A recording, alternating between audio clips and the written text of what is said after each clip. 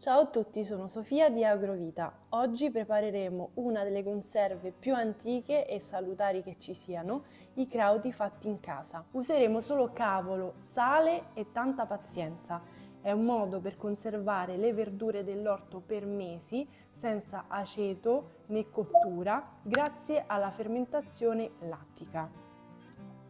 Ti serviranno cavolo bianco o cappuccio, circa 1 chilo, sale non iodato perché lo iodio è un antimicrobico e potrebbe inibire la fermentazione, 2% del peso del cavolo, quindi circa 20 grammi per chilo, un barattolo a chiusura ermetica o con valvola, un tagliere, un coltello affilato, un pestello per pressare, se no andranno benissimo le tue mani, un recipiente e una bilancia.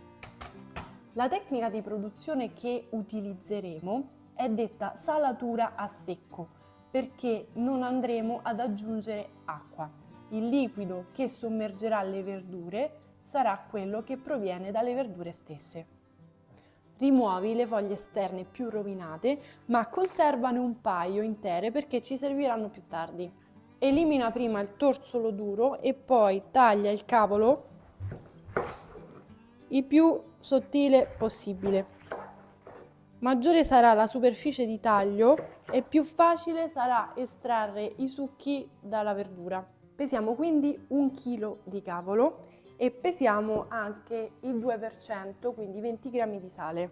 Tenete conto che per i lattofermentati si utilizza una quantità di sale tra il 2 e il 5%. Ora il cavolo rispetto alle altre verdure ha bisogno di una quantità di sale più bassa e quindi scegliamo di utilizzarne il 2%. Arriviamo adesso alla fase più importante, quella in cui andremo a mescolare, a massaggiare il cavolo per circa 5-10 minuti. Il sale farà fuoriuscire i liquidi dalla verdura e il cavolo si ammorbidirà. Mi raccomando, ricordatevi di strizzare perché in questo modo le pareti cellulari si romperanno e andrete a favorire il processo di rilascio di acqua. Mi raccomando, non buttare l'acqua che trovi sul fondo perché sarà la futura salamoia. Quando il cavolo è morbido e ben bagnato possiamo iniziare a riempire il barattolo. Riempi il barattolo poco per volta, pressando bene o con il pugno o con un pestello per eliminare l'aria.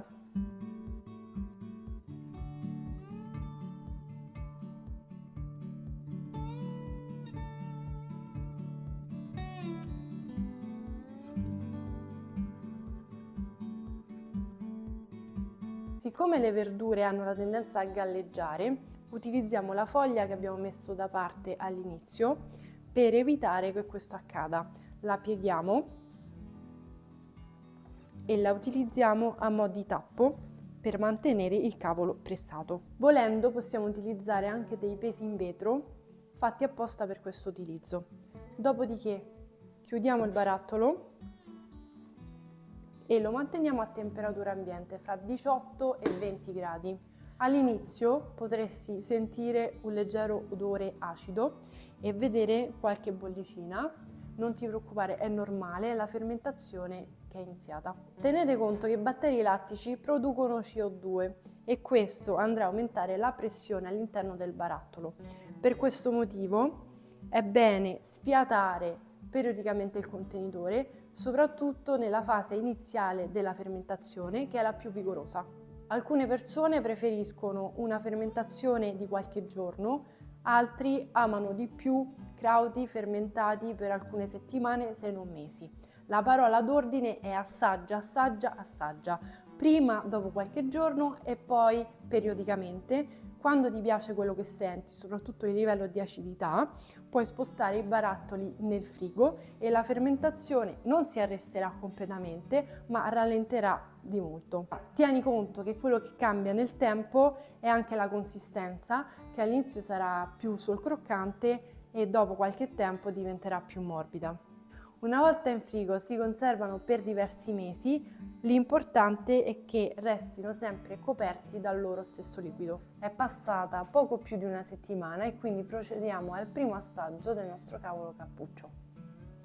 Ha sicuramente fermentato bene perché l'abbiamo sfiatato varie volte e c'era tanta CO2. Leviamo il tappo senza romperlo.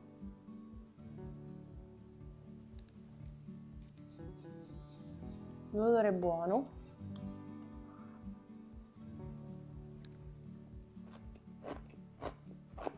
È sicuramente ancora molto croccante. L'acidità è abbastanza alta, ma almeno personalmente non la trovo fastidiosa. Aspetterei ancora un po'. Oggi vi abbiamo spiegato la ricetta base dei crauti, ma è possibile utilizzare anche altre verdure e altre spezie. Ad esempio potreste aggiungere dello zenzero, delle bacche di ginepro, del peperoncino o del cumino.